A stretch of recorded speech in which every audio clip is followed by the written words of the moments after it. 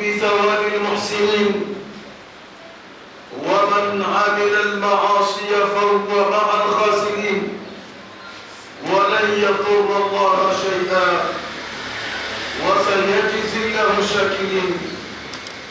أحمده وأشكره على نعمة لا تحصى ولا تعد، وأشهد أن لا إله إلا الله وحده لا شريك له، إله الخلق أجمعين.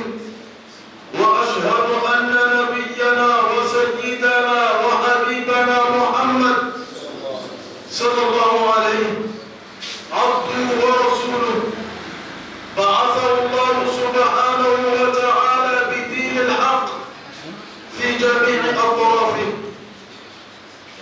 أما بعد عباد الله، فاتقوا الله بفعل ما يرضيه من الطاعات، وترك ما يغضبه من المحرمات. ولقد أرسلنا موسى بآياتنا أن أخرج قومك من الظلمات إلى النور وذكرهم بأيام الله.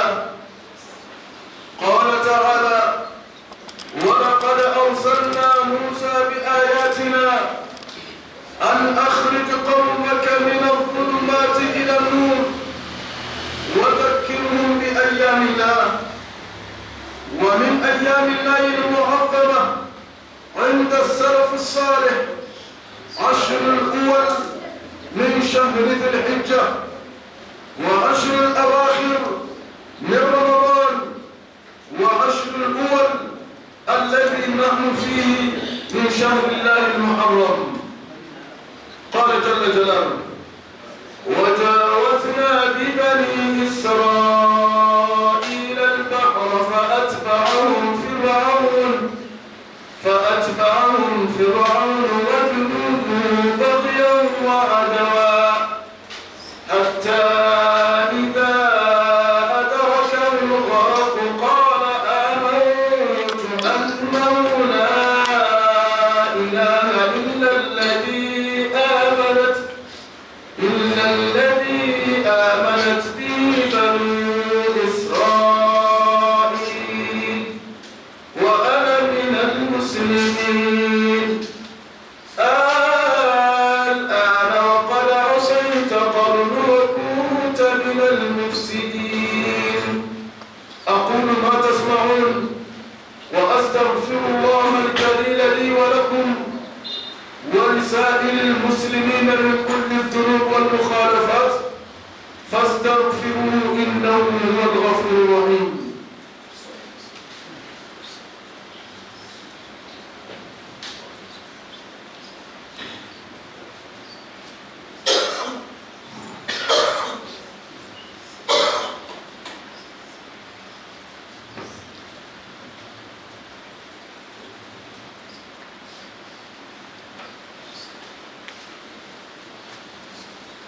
الحمد لله وكفى، والصلاة والسلام على نبي الإسلام. عباد الله، فاتقوا الله واعلموا أن الإسلام ربى بحكمه وآدابه على علو الهمة وجلالة الاهتمامات التي تجعل حياة المسلم تسمو وتزداد رسوخا وتتميز شخصيته ويترفع عن الترفهات والتفاهات ويواجهها بالعمل الجاد والطموح الراقي. قال عمر بن عبد العزيز رحمه الله: إن لي نفس تواقة ما نالت شيئا إلا اشتهت ما هو خير منه. أي إن لي نفس تواقة ما نالت شيئا إلا اشتهت ما هو خيرا منه. اشتهت نفسي الإمارة، فلما نلتها اشتهت الخلافة، فلما نلتها اشتهت ما هو خير منها وهو الجنة. muna gode ma Allah ubangiji madaukacin sarki wanda ke da kowa da komi, shine mawadacin sarki sama da kasa, ba wani abin da yake bukata a wurin bayinsa gaba daya. Ko ku so Allah, ko ku ki sonsa, ko ku bautaci Allah, ko ku ki bautan Allah, ba abin da zai yi ma Allah kuma Allah baya son komai a wurinku. Shaidai mu ne masu nema a wurin Allah. Jama, Imam said in the name of Allah, most gracious, most merciful, and Imam is telling us that Almighty Allah wa Ta'ala is very great. Allah is very magnificent in everything that we do. And Almighty Allah wanted us to know that the act of worship that we are doing, our charity, everything that we are doing purposely for our own benefit. Whether we should worship Almighty Allah or not to worship Almighty Allah. If you like, we should do good deed or we shouldn't do good deed. If you like, we should do what Allah asks us to do or not to do. All benefit goes back to us. So Allah does not need anything from us. Shi yasa dukkan wanda Ubangijin Allah ya bashi dama, har ya gane Allah ya so Allah ya bautaci Allah, to shine wanda ya yi riban duniya da kiyama, kuma Allah zai saka mai ba domin ya ci umfaninsa ba, don ya gane kamar shi Allah ya yi shi kuma ya cancanta ya gode masa, shi ya gode masa da bauta, shi Ubangijin Allah kuma ya saka masa da hutun kabari, ya kuma saka masa da hutun kiyama, ya samu aljanna tare da mutanen kwarai irin annabawa. Allah ka samu ciki. Imam is telling us that whoever is very fortunate in life, very fortunate that Allah has blessed he or she with the deen of Islam, Allah has given a very great thing. And the person being fortunate to be a Muslim, recognize the existence of Almighty Allah in his or her life, that alone is a very great recognition that we give to Allah. For this reason that we are worshiping Almighty Allah, that Allah deserves to be worshipped. Allah, He deserves to be worshipped, that's why we are worshiping Him. The Almighty Allah, seeing that He has granted you that gift, and you also represent the attention of Almighty Allah in your life, and whatever Allah needs from you, the Almighty Allah is going to reward you back. Rewarding you back, not that what you did, but He's going to reward you with the great gift which is Jannah. Bayan Allah, amma wanda yake bautan Allah, to shine wanda ya zabi wahala duniyansa, zai kuma zabi wahala cikin kabari, ya zabi wahala ran da zai hadu da Allah. Allah ya jefa shi wuta kuma ba wanda ya isa tambi Allah mai sa kasawa ni wuta. But whoever is an unfortunate person who did not have Islam as the best way of living or as his way of life, and is passed on, that person suffered to choose the wrong path, which Allah did not accept. That person also took the wrong life, which he has imitated on this earth. On the hereafter also is going to suffer the penalty of the consequence of what he did on this earth. Then in Jahannam, he's going to hellfire. Allah is going to punish him how he wanted to punish him, and nobody is there to question Allah why he's punishing his servants. Ina gode ma Allah kuma ina anin yabonsa bisa kan ni'amansa mai yawa mai girma wanda ya mana ba mu iya kididdiga su. Imam is telling us that he began his sermon that he thanked Almighty Allah, the most grateful, the most merciful, that Allah has blessed us with so many gifts of knowledge and so many things in life as a blessing from Allah. We thank Almighty Allah for that gift. Ina shaida ta gaskiya cewa babu abin da za yi bauta a yi riban duniya da kiyama shi Allah. Allah ka ba mu daman bautanka. Imam bear witness against that. There's no any deity to worship that we can benefit on this earth and the hereafter except Almighty Allah. We thank Allah for that. Ba abin da Allah yake kaman shirka. Allah ka kiyaye mu da shirka duniya har mu hadu da kan muna masu tauhidi. Almighty Allah dislike partnership. May Almighty Allah give us the wisdom and the knowledge and the iman that we should also abstain ourselves from shirk so that we should meet Allah in peace. Yayi alkawali cewa in ka zo kiyama da laifi komin yawansa, in ya rere ya duba bai gan shirka ba da boka, to zai gafarta maka kuma bai damu ba. Almighty Allah has sworn and promised himself that whoever will come on the day of judgment with so many sins, make so many sins that the person has committed, but if there's no shirk, if there's no shirk in the sins, Allah is deserved to forgive that person. Duk wani abin da ka gani ka sani yau ko gobe ko jiya ko baka san shi ba, Allah ke da shi kuma shi ya halitta. Whatever that we have knowledge about it, or the unseen that we don't have knowledge about it, all is the creation of Allah. Bayan haka, na ga cikin alaman sonmu da Allah ke yi, ya aiko mana shugaban annabawa mai tausayi mai rahma, she mu muka zama mabiyansa kuma sabida shi mu mun fi kowa a duniya kiyama ma mun fi kowa. Almighty Allah subhanahu wa ta'ala has sent the best creation, the best prophet among all the prophets, and Almighty Allah has given us that prophet at our time to the day of judgment, which Allah has elevated us from the low level to the high level. On the day of judgment also will be the best among the ummah. Ya zo mana da addinin da ya shafi komi da komar kowace lungu da gaskiya wannan addini take mande. The Imam is telling us the prophet did not hide anything from us. He has therefore teach us, taught us, show everything, all secrets of the deen the prophet taught us. Ce sa mu ji tsoron Allah da yin ayyuka da zai sa Allah ya so mu. So we should also fear Almighty Allah and do the good works that Allah will love us. Mu nisanci duk abin da zai sa Allah ya hushi da mu na kayan da ya haramta nan haramu, ka san shi na sani. We should also abstain ourselves from any forbidden thing that Allah has forbidden us. You know and I know. Ubangijin Allah ya yi mana bayana a Qur'ani ya ce musu Allah mun aiki annabi Musa zuwa ga shugaban kafirai da arna shine Fir'auna da mutanensa, ya kiraye su zuwa ga Allah, ya fidda wanda Allah ya so fidda su daga jahilci da shirka da bautan Fir'auna zuwa ga bautan Ubangijin Allah madaukacin sarki. Kan annabi Musa ya bar duniya sai ce ma annabi Musa to ka dinga tuna ma mutane kwanukan nan na Ubangijin Allah madaukacin sarki, wadanga kwanuka 10 na farkon Muharram yana cikin kwanuka 10 da Allah ya ce a dinga tuna ma bayinsa. Allah subhanahu wa ta'ala sent Nabi Musa alayhi salatu wasalam to a people who are very hard-hearted, and their leader is Fir'aun. Fir'aun is very stubborn in heart and very stubborn in attitude. The Almighty Allah sent Nabi Musa so that to talk to the people so that they come back to Almighty Allah. And Musa also did as Almighty Allah has instructed him, until the best 10 days that Almighty Allah instructed Musa to tell them that the 10 days of Muharram continue reminding them so that they can observe these 10 days in that month.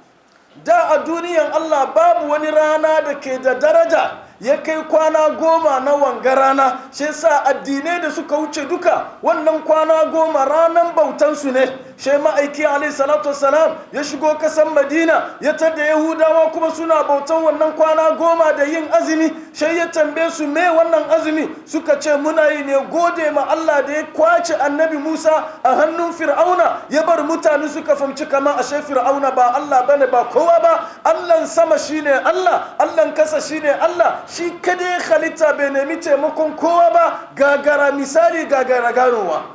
So in the history of Islamic history, or in the history of the world, this very 10 days in this very month is the best month that all the religious affairs, both the Islamic and non-Islamic world, they all observe these 10 days and they do act of worship sincerely in these very 10 days. But when the Prophet Nabi Muhammad also came and saw that the Yahud and the Co are doing all these practices act of worship in these 10 days very seriously, he confronted them and asked them, what is the secret behind? He said, when Allah gave Prophet Musa victory over Pharaoh, and we get to know that Pharaoh is not God, is nothing but a creation of Almighty Allah, that is why we are practicing these 10 days very seriously for the act of worship. Shi bayun Allah, shi aka samu kwana 10 guda 3 suna da girma sosai wurin annabi da sauran mutanen kwarai da suka wuce, amma annabi da ya azumi wannan rana na 10 shi ce la in ishtul qabila, in Allah ya sa na kai sabon shekara la asumanna, zan yi azumi attasi a rana 9 ga wata, sa'annan in kuma yi kwana 10 ga wata, ko ko yi kwana 10 ga wata sa'annan yi kwana 11 da wata. Mai yasa? Don in saba ma Yahudawa a cikin bauta. In dai cikin bauta ma annabi na saba ma Yahudawa, ashe cikin rayuwar duniya da duk wani rayuwa duka bai kamata can musulmi da Yahuda sun dace a wurin bautan ba. In the month, the Prophet recognized a special 3 days in every month that he used to do, and all the Sahabas and the good people that followed the Prophet. But when they found out that these 10 days is very special, that's the best act of worship, one of the months, within the 10 days, the Prophet also instructed his Sahaba, and he promised himself that he will do the 9 days, he will do the 10 days, and do the 11 days if Almighty Allah has granted their life. Kashe sabayun Allah, wannan shine abinda mutanen kwarai ke girmamawa. Mu da jahilci yayi mana yawa, she muka tashi muka tadda rana 10 na wannan wata wai ranan cika ciki, she kaga mutane na cin abinci suna cin abinci har su shiga cikin maye saboda yawan abinci, har su bugu su shiga lalata, har ya kai ana jefe-jefen wuta. Ashe duka shirme ne, ashe ba ranan a koshi bane, rana ne a jinuwa don a koma ga Allah, bangaren gode ma ubangijin Allah. Imam is telling that because of ignorance is overshadowed us.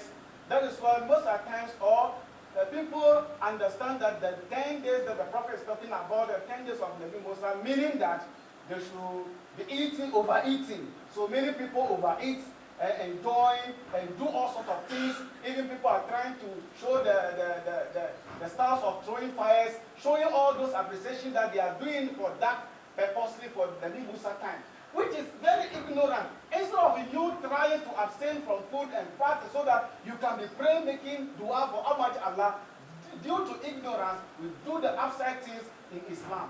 Me ya faru ake haka? Allah ya ce mana wajawazna bi bani Isra'il al-bahr. Bayan Fir'auna ya ce ma alimtu lakum min ilahin ghairi.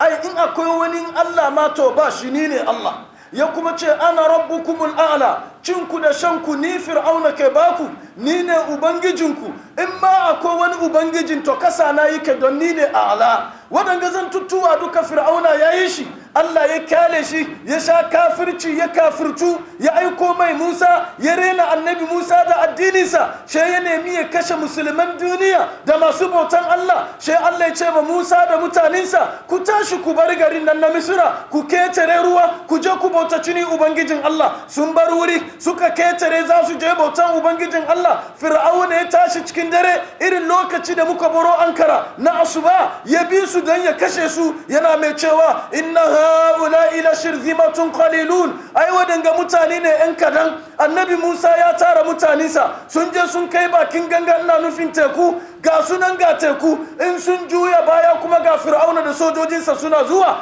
Lokacin shiga cikin halin ba dadi, Fir'auna na cikin jin dadi don zai kashe Musa da mutanensa duka. Mutanen annabi Musa sun shiga cikin bacin rai don Musa ya kawo su filin wuri za kashe su. A lokacin annabi Musa shi kada ne mumini wanda ya yarda da Allah, shi ce musu kalla inna ma'iya rabbi sayadin. Ba zancen bane, ai Allah na tare da ni, shi ya kawo ni nan, shi ke da teku, shi ke da Fir'auna, shi ke da komar, kuma nan gaba na zo da ku a kashe ku bane, na zo da ku ne don Allah ya nuna girmansa da karamansa, ya shiryar da ni kuma ya kare mu gabar wahala yau. Imam is giving us the genesis of the whole issue about this very man, the 10 days in it. The beginning of it is that Pharaoh is very stubborn king, and announced to the people across that he is great and he is Allah. He tells them that he is Allah, he is capable of doing everything. He feed them, he takes good care of them, he do everything. So due to the utterances that Pharaoh was saying and uttering to the people, the Almighty Allah recognized that if he did not do something about it, Pharaoh is going to destroy the humanity. So Allah sent Nabi Musa to him so that he can have his way out to be a servant to Allah. But he denied. So Nabi Musa also find out that Pharaoh was very stubborn, trying in the event of even destroying them, killing them, destroy everything. So they are running for their life. And when they are running, the people also are following Moses so that Moses can help them. So when they reach, so that they can go to where they are moving, then there's a sea. There's no way again. So the people also ask Moses, have you seen the problem that we caused? We are with this tyrant. We say that he's a tyrant. We should run out of him. We should worship God. Now that we are going to worship Allah, look at the problem that you put us. That the Pharaoh also was coming, and Moses too was there before the sea. And Moses looked at the sea and looked at the people and said, Almighty Allah did not instruct me to take you out of this tyrant, rather than to save you. So this sea, we are going to penetrate through this sea. Don't be afraid, because Moses alone is having the iman yakin in Almighty Allah than all the people around him. Allah ya ce mana, فَأَتْبَعُهُمْ فِرْعَوْنُ وَجُنُودُهُ بَغْيًا وَعَدْوًا. Ba laifi da suka yi, yana bin su ne kurum, ya kashe su kamar da ya kashe musu yaran maza. Shekaru da yawa, kowane malami da nashi adadi da Fir'auna ya kashe, 10,000, 400,000, 30,000, 200,000 kowa na ga almuhim ya kashe mutane sosai na duk jariri da aka haife shi.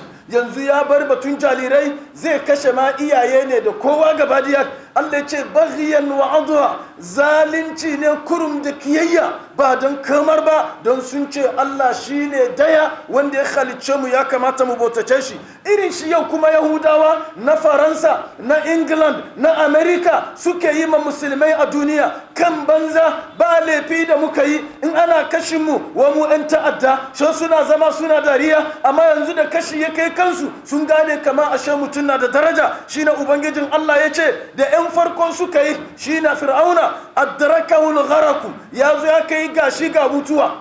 Annabin Allah Musa, ubangijin Allah ya ce masa, sandan nan naka dama na ce yana da ayyuka da dama, naga cikin aikin shi yau doki kamari wannan teku. Annabi Musa ya doki sanda ya mari teku, teku ya bude biyu, shikenan ga kura bayan biyu ya kai zuwa ga 12. Kowace al'umma tana da inda ta bi ta sallake zuwa ga anin bayan garinta, ko kuwa bakin ganga daga can. Fir'auna ya zo ya gani an shige ruwa ana ta tafiya, shi dai ya ji tsoro don ya saya ya nemi ya koma, amma da yake mugun aboci irin su Hamana, in kana da su baka fita, sai ce masa kai Fir'auna baka sani bane, ai girman ka yasa tekun ya bude, mu shiga. Shikenan sai shige, ashe wanda ke da rabon shan duka sai ya sha shi. Yana shige yana ga mutuwa, kuma yana shiga girman kai, shine baghyan wa adwa. Sha ubangijin Allah da Musa ya gane sa, ya juya zai buga tekun ya hade, sha ubangijin Allah ya ce ma annabi Musa watrukil bahra rahwa, bar ruwan nan kan da yake, innahum jundun mughraqun. Yau zan bar ruwa ya nuna musu, ba ya ce ana ni Fir'auna mulku Misr, ni ne sarautar Misra da duniya, wa hadhihi al-anharu tajri min tahti, kuma ga ruwa yana tafiya a karkashina ba, to ni Allah yau na bar ruwan nan tayi ijra min fawqi la min tahtihi. Wannan shine abin da ya faru da Fir'auna. Allah ya kare mu gabar irin wannan gafitintino. Imam is giving us the history of all this. Imam is telling us that the reason why Almighty Allah find out that no, Pharaoh is going to destroy humanity because he's very tyrant, very wicked. He's killing infants, the male, now females, destroying them, killing them. Now the parents of those children, he start killing them. So he's going to finish all of them. So Allah found out that no, if he leave this king, he's going to destroy it. So when he sent Moses to him to advise him, he refused. In refusing, then the people also find out that no, still he continued. They are running for their life. When they reach the shore, then the shore, there's no way. So Moses was standing there, the people also were pressing Moses. So have you seen the problem that we are still in it? So Almighty Allah asked Nabi Musa, what are you having in your hand? He said, my stick. He said, use the stick to hit the sea. Hit it. When Moses hit it, then divide. When it divided into two, then it divided again into 12 tribes of Israel. Then they all pass through. When they are passing, then the Pharaoh also was following them. But Pharaoh found out that this is very dangerous. But the Haman was the advisor to him. So was advising him. Can't you see that the sea divide? He said, yes. It's because you are very strong and powerful. The sea sees you, then he divide. He's afraid. He wants to give you away. He said, is that so? He said, yes. Let's pass. They go. They enter. When they are entering, then Moses found out that they also come with top speed. And Moses wanted to use the stick again back to close it. The Allah said, stop it. Leave it there. Leave it as you see it. Leave it. Then they follow up. They follow up to follow them, to destroy them. And you notice that the same attitude, the same behavior is in the whites. The America, the British, the France, the same strategy they are using for the Muslims. They will destroy Islamic countries, they will destroy Muslims, they will kill them, and when they kill them, they tell them they are terrorist people. They want to destroy people, humanity. They want to spoil people. After when Allah also turned back to show them his greatness, then they are killing themselves. Now they are saying, oh no, these people are not terrorist bank. It's so and so and so. That is the human life. So if you have a bad friend, like Hamana, if you have a very cruel bad friend, advise you negatively, your life will be wayward. Hatta idha adrakahu al-gharq. A lokacin da ubangijin Allah ya bar halaka ya kai ma Fir'auna, ruwa ya so nutar da shi yayi sama da shi. Sai Fir'auna ya gano kamar lalle kan ashe Allah Musa nan original ne. Nan sai fara ce amantu billadhi amanat bihi banu Isra'il. malamai suka ce inda ce amantu billah, na yi imani da Allah ya karbi tubansa, domin hatta mala'ika Jibril ya ce da ya fara ce amant, shi na ji tsoro kada tausayin Allah ya anin tausaya ma fir'auna bayan mugu da ya yi, shi ina taimaka murkushe bakinsa in zuba masa ruwa da kaya domin kada ya iya ce la ilaha illallah, shi kasa ce la ilaha illallah, shi ce illallazi amanatu bihi banu isra'ila. hawa yau ma kamar akwai shakka kenan, don yana imani da wanda ya cece su ne, ba imani da Allah da ya halicce shi ba, shi yin halaka kan haka. Allah ya ce al-yawma al'ana wa qad asaita qablu wa kunta min al-mufsidin, yanzu bayan ka zama mai sabo tun jiya har yau kuma ka shiga cikin mabarnata, alhali na ce ban san mabarnata. al-yawma nunajjika bi badanika, yau za mu samakar da ka da ranka da duniyanka, in ya so ka dawo kowa ya ga fir'auna Allah nan ya mutu, kuda ya canye hancinka, tsusa su soma fitowa, shi in kaukan aje ka kuma ba bisa ka hal ai kiyama ka zamo aya da dukkan wani sarki da zai yi rikima a duniyan Allah. Imam is telling us that when Pharaoh realized that the thing is very tough, the journey is very tough, is now going to draw into the sea. Then he came back to his senses, but he did not come to his senses fully. As soon as he came to his senses fully, that I believe in Almighty Allah, I accept Almighty Allah, Allah is going to do the favor. So when he's about to open his mouth, Jibril was trying, pushing water, pushing all substance, pushing all the fish into it, so that he could not do it, because he has done a very bad, so many things, atrocity, which Jibril was making him not to even to try.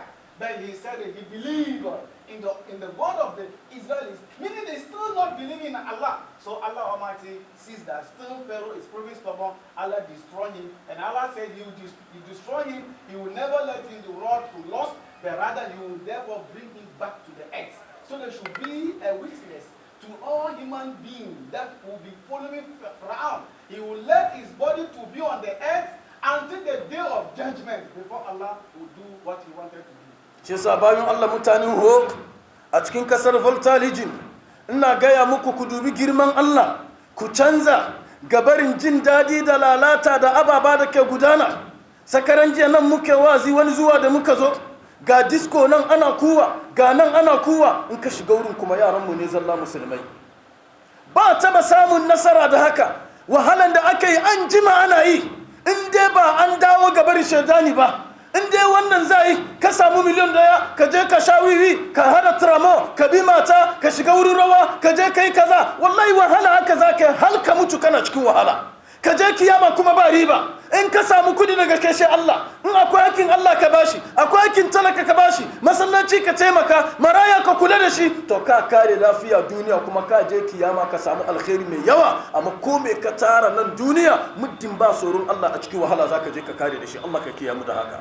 The man said previous weeks he came here and preached over in this town, but he recorded or he found out, observed something that we are fond of doing, or there's a problem in the Muslim community.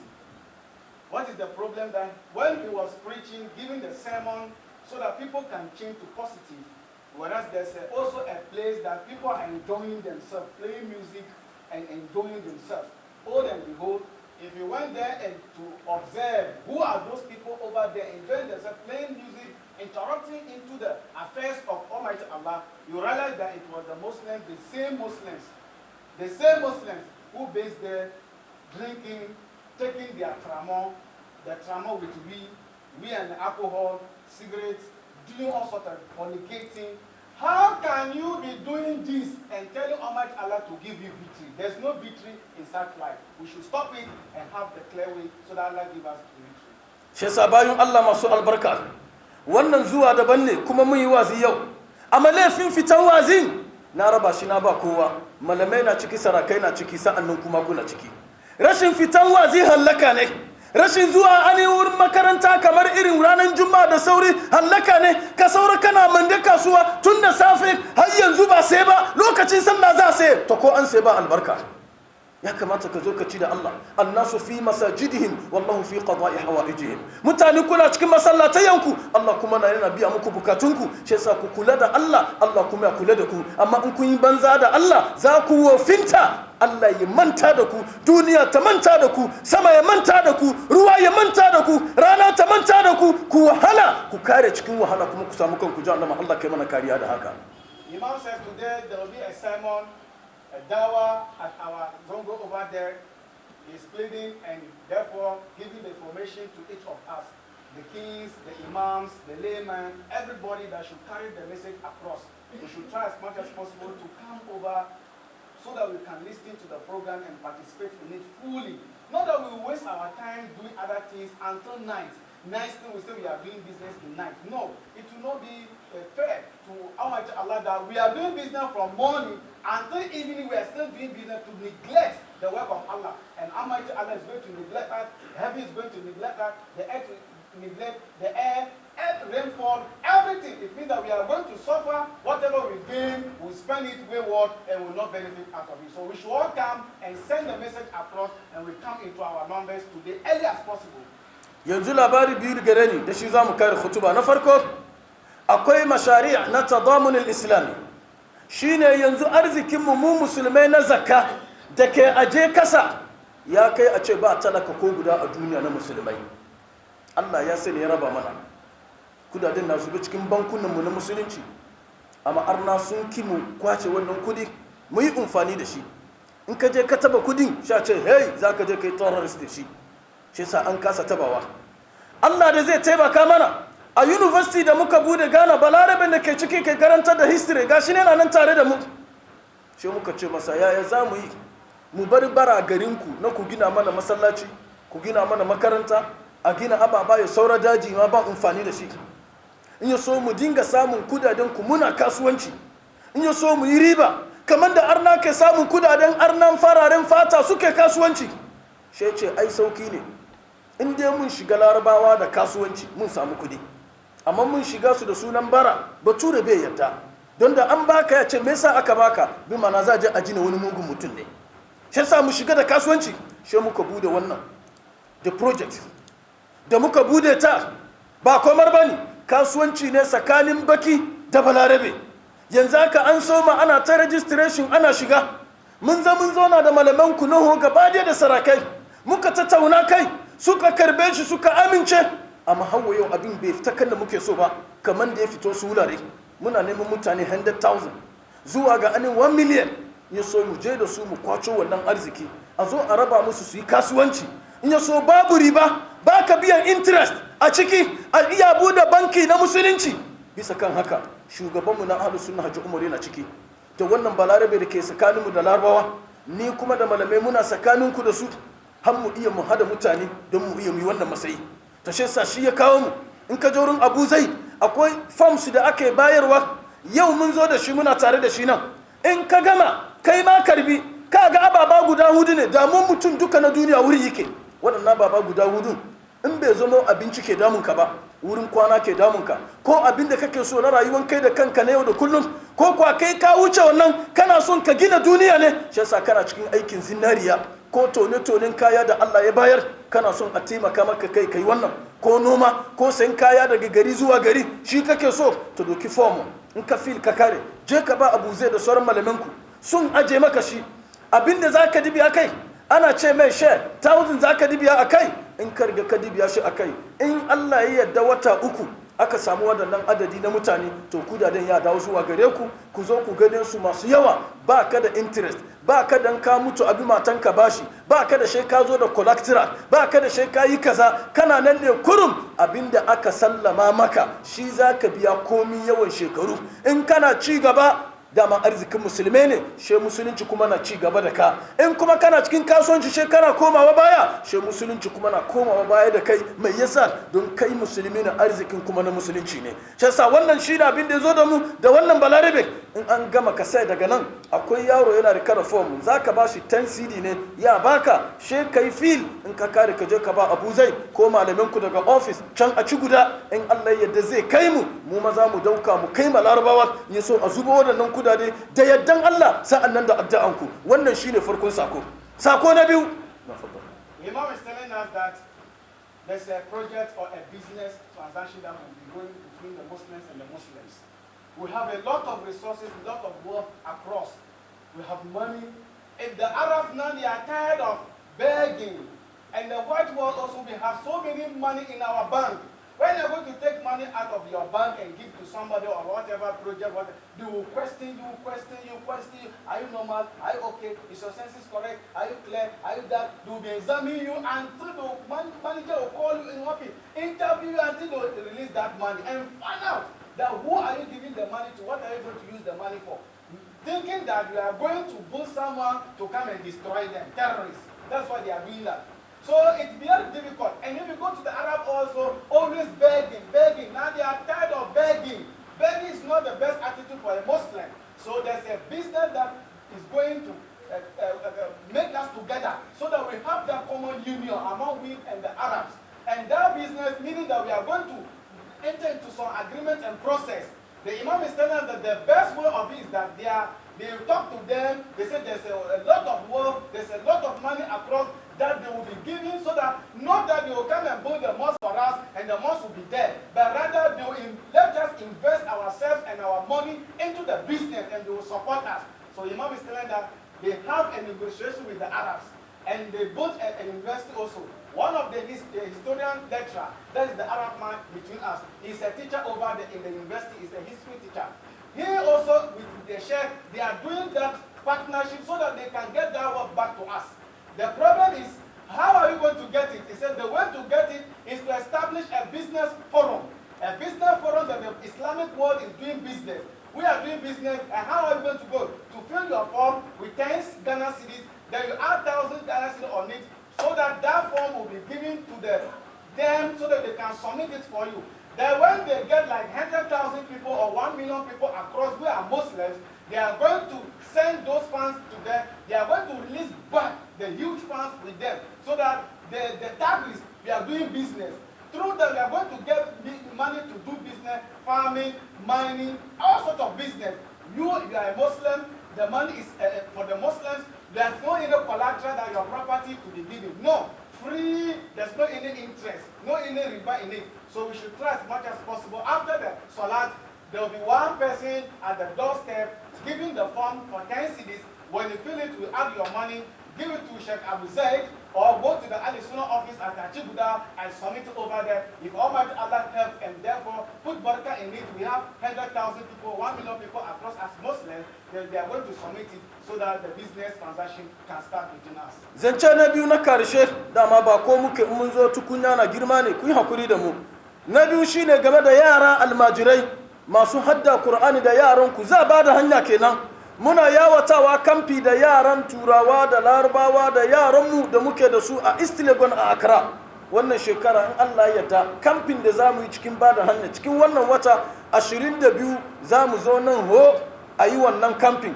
In kana son yaron kan da ya wuce 7 years ya shiga cikin wannan kamfin ya haddace Qur'ani da sauri ya saka yanayinsa to an gama akwai formun kuma na tare da mu shi ma ka je ka karba in ya so ka fil in ka kare ka ba Abu Zaid 22nd 23rd mun fito da yara ko ina mu zo mu shiga can markazin ku da ke can kusa da airport wurin za mu kamfi yaran nan wata da rabi har a ce an bude schools kuma su koma shi yasa yi kokari yaron ka shiga ciki domin ya gani anin menene musulunci in ya so ya kare lafiya duniya har wannan kare lafiya ya shafe ka kai baba shi yasa shi ma form na wurin bawan Allah zaka je ka karbe insha Allah kafir game da yaronka. The second thing is that for our wards, our children, that we want them to know Islam. The Imam is telling that they are having a program, big program at Accra. Across the whites, the Arabs, the blacks, they are going to do a competition, learning of the Quran, doing a sort of things in Islam. But the Imam is telling us that they are having form now here to give to us, whoever is interested, so that your ward or your child to participate, then go and buy the form and let your child to participate. The participation is, they are going to come then here because the children will be going on vacation very soon. On the 12th, they will come back here again, but on the 23rd going, that the program will start. They will come then here to train them so that they can fit the competition for good 1 month at 48, man 48.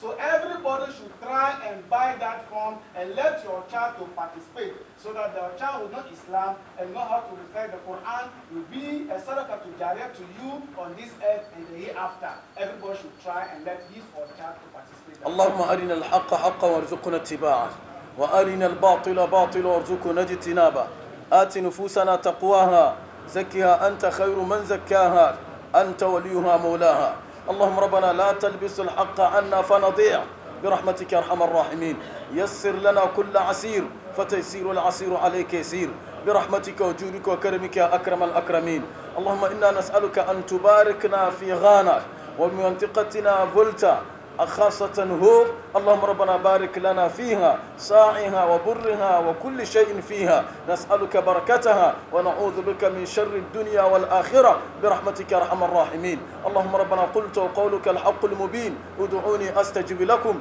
إلهنا هذا الدعاء ومنك الإجابة دعوناك كما أمرتنا فاستجب لنا كما وعدتنا اللهم ربنا إنك قلت وقولك الحق المبين ادعوني أستجب لكم إلهنا هذا الدعاء فتقبله منا اللهم ربنا اغفر لأولادنا اللهم ربنا اغفر لأموات المسلمين أجمعين الذين شهدوا لك بالوحدانية اللهم ربنا إنا نسألك أن تيسر لنا كل عسير فتيسير العسير عليك يسير نسألك اللهم ربنا أن ترفع راية الإسلام فوق راية الكفر اللهم ربنا عين إخواننا المجاهدين في كل مكان اللهم ربنا عينهم ويسر لهم أمرهم واجعل قتل المسلمين في كل مكان من الشهداء اللهم ربنا إنا نسألك أن تطعم جياعهم وأن تيسر لهم أمرهم برحمتك يا أرحم الراحمين لا إله إلا أنت سبحانك إنا كنا من الظالمين اللهم ربنا يسر ولا تعسر رحمن الدنيا والآخرة ورحيمهما ارحمنا فوق الأرض وتحت الأرض ويوم الأرض عليك سبحان الله والحمد لله ولا إله إلا الله والله أكبر سبحان ربك رب العزة عما يصفون وسلام على المرسلين والحمد لله رب العالمين